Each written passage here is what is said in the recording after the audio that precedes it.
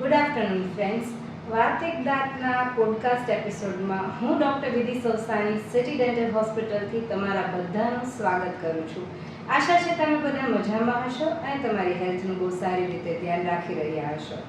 આજે વર્લ્ડ પર્યાવરણ દિવસ ઉપર આપણે એક ચર્ચા કરવા જઈ રહ્યા છીએ. ત્યારે ગેસ્ટ તરીકે આપણી સાથે આજે આવેલા છે મિસ્ટર વિજયભાઈ ડોબરિયા, જે સદભાવના વૃદ્ધાશ્રમના પ્રમુખ છે. Welcome mister Vijaybhai.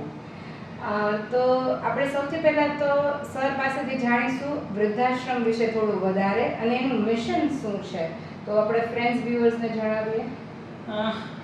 15મી ઓગસ્ટ 2015ના દિવસે મેં આ સદભાવના વૃદ્ધાશ્રમની શરૂઆત કરી. ઘણા ટાઈમથી એવો પ્રશ્ન હતો કે જેને દીકરા ન હોય, આખી જિંદગી કામ કર્યું હોય, હવે કામ થઈ શકે એમ નથી, એકલા જ છે, અનમેરિડ છે, તો એવા વડીલો બીમાર થાય, એને કેન્સર થાય, એને પેરાલિસિસ થાય, તો એ છેલ્લી અવસ્થામાં ક્યાં જાય? આવા વિચારથી અમે આ સદભાવના વૃદ્ધાશ્રમની શરૂઆત કરી અને સ્પષ્ટ ક્રાઇટેરિયા રાખ્યા જેને દીકરા નથી, આખી જિંદગી કામ કર્યું છે, હવે કોઈ કરી શકે એમ નથી, કોઈ આવકનું સાધન નથી, એવા વડીલોને એડમિશન આપવું. અત્યારે 550 થી પણ વધારે વડીલો છે અને બધા બીમાર, કેન્સર, પેરાલિસિસ, આવા જ 180 વડીલો તો સંપૂર્ણપણે ડાયપર ઉપર છે. આવા વડીલોને એડમિશન આપે છે અને આખા ભારતમાંથી આવા વડીલો કે જે કોઈ ઘરે કામવાળા બેન હોય, ચોકીદાર હોય, લિફ્ટમેન છે, લારી ચલાવે છે, સિંગ વેચે છે, તો આવા વડીલો છેલ્લી અવસ્થામાં ક્યાં છે? તો એવા વડીલોને ખૂબ સારી રીતે સાચવી શકાય અને આખા ભારતમાંથી આવે તો પણ અમે સાચવી શકીએ, એવા ઉદ્દેશથી મેં આ સદભાવના વૃદ્ધાશ્રમની શરૂઆત કરી. ખૂબ જ સરસ, બહુ જ નેક કામ કરી રહ્યા છે મિસ્ટર વિજયભાઈ. એટલા દિલથી આ ઇન્સ્ટિટ્યૂટ ચલાવી રહ્યા છે અને એના મિશન તરફ જઈ રહ્યા છે.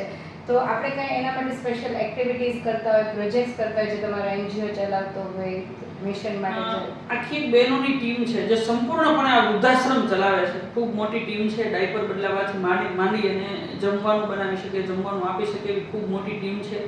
આ 500-550 વડીલોમાંથી ખૂબ ઓછા ચાલી શકે એવા વડીલો છે જે ચાલી શકે છે. એના માટે એક બેન છે જે આખો દિવસ એને રમાડે, સત્સંગ કરાવે, બધી પ્રવૃત્તિઓ કરાવે. જે મોટે ભાગે ચાલી નથી શકતા એને તો બેડ ઉપર જ જમવું આપવું પડે છે, નવડાવવા પડે છે, ટોયલેટ બાથરૂમ પણ બેડ ઉપર કરે. આવા જ વડીલો છે એટલે વધારે કંઈ પ્રવૃત્તિ નથી કરી શકાતી, પણ જે હાલી ચાલી શકે છે એના માટે એક ડિપાર્ટમેન્ટ છે જેને આખો દિવસની કંઈક ને કંઈક પ્રવૃત્તિઓ કરાવે. ખૂબ આખા રાજકોટમાંથી વિઝિટર્સ આવે છે. દરરોજ ઓછામાં ઓછા દરરોજ 50 ફેમિલી સદભાવનાએ આવતા છે જે બધા વડીલોને મળે. કોઈ એના જન્મદિવસ માટે ત્યાંનું ભોજન રાખેલું હોય તો એના હાથે પીરસે, દરેક વડીલોને મળે. કોઈના સ્વજનની પુણ્યતિથિ હોય તો એના માટે વડીલોને જમાડવા માટે આવ્યા હોય તો દરેક વડીલને મળે, દરેક સાથે ચર્ચા કરે.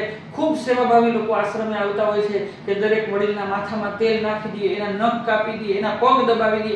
આવા સેવાભાવી લોકો રાજકોટમાંથી ખૂબ આવે છે. આખો દિવસ આખો આશ્રમ ભરેલો હોય. સવારે 10 થી સાંજના 9 વાગ્યા સુધી આશ્રમમાં એટલા બધા લોકો હોય કે વડીલોને એમ લાગે કે અમારું ઘર છે અને હરિયું ભર્યું લાગે. એટલું સરસ રીતે લોકોનો સહકાર મળે છે. અને ખાસ કોલેજોમાં અત્યારે એવું છે કે 90 કલાક સુધી સેવાકીય પ્રવૃત્તિ કરવી અને એનું સર્ટિફિકેટ મેળવવું. તો એના માટે દર મહિને અમારી પાસે 101 સ્ટુડન્ટ હોય છે કોલેજના કે જે વડીલો સાથે અલગ અલગ પ્રવૃત્તિઓ કરતા હોય છે, એને મદદરૂપ થતા હોય છે. અરે એની સાથે તો સેલ્ફી લે તો વડીલોને મજા આવે. એટલે આખો દિવસ એને હર્યું રહે એવી પ્રવૃત્તિઓ થતી હોય છે. બહુ જ સરસ. તો આ વડીલોનું ધ્યાન રાખવા સાથે સાથે તમારા એનજીઓ કોઈ બીજી પ્રવૃત્તિઓમાં ઇન્વોલ્વ હોય એવું ખરા? અમારું ખાસ વૃક્ષારોપણનું કામ છે. તમે કોઈ પણ સિટીની અંદર ડિવાઈડર જોવો કે કોઈ પણ રોડ ઉપર ચડો એટલે ગ્રીન નેટી સાથે જે પિંજરું દેખાય વૃક્ષ સાથેનું, એ સદભાવના વૃદ્ધાશ્રમનું આ વાવેતર છે. અત્યાર સુધીમાં 25 લાખ વૃક્ષો વાવી અને મોટા કરી દીધા છે. અને માત્ર વૃક્ષારોપણ નહીં, આપણે વૃક્ષારોપણો તો ખૂબ જોતા હોય પણ એમાં કોઈ દિવસ વૃક્ષો થતા નથી. તો એવી એક પરફેક્ટ ટીમ છે. 250 ટ્રેક્ટર છે, 250 ટેન્કર છે પાણીના અને 1200 કર્મચારીઓનો સ્ટાફ છે જે માત્ર વૃક્ષ ઉછેર જતનનું જ કામ કરે છે.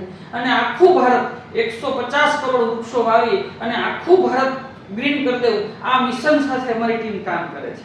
બહુ જ સરસ મિશન છે વિજયભાઈનું. તો આમાં તમારે ક્યાંક ને ક્યાંક ચેલેન્જીસ ઘણી જગ્યાએ ઓબ્વિયસલી ફેસ કરવા જ પડ્યા છે. તો એવું કોઈ શેર કરવા માંગુ છું ચેલેન્જ? ચેલેન્જીસ કરતા લોકોનો જ સહકાર એટલો બધો છે કે અમારા કઈ નાના મોટા સંઘર્ષ હોય એ ઝીરો થઈ જાય છે. લોકોનો એટલો બધો ઉત્સાહ છે, એટલા બધા લોકો સહયોગ આપે છે કે 6 મહિના સુધી વારો ન આવે એટલું બધું વૃક્ષારોપણના સ્પોન્સરનું વેઇટિંગ છે. ખૂબ લોકો મદદ કરે છે. મને તો આમાં સંઘર્ષ જેવું નથી લાગતું, ઉત્સાહ વધારે છે. ઘણી વખત એક 10%ની ક્યાંક મુશ્કેલી હોય તો 70%માં ક્યાંક લોકોનો એટલો બધો ટેકો હોય છે કે સંઘર્ષ જેવું કંઈ રહેતું જ નથી. દરરોજે દરરોજ એમ થાય કે મજા આવે છે અને આખું ભારત વાવી દેવું એક જ સંકલ્પ છે.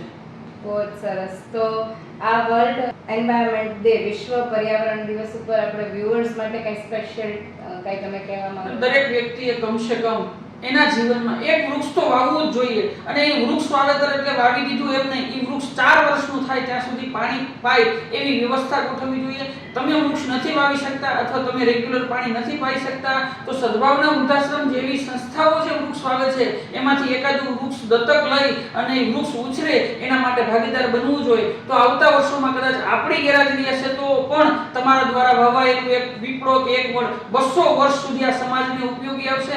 લાખો જીવોનો એ આશરો બનશે, લાખો જીવોનો એ અન્નક્ષેત્ર બનશે.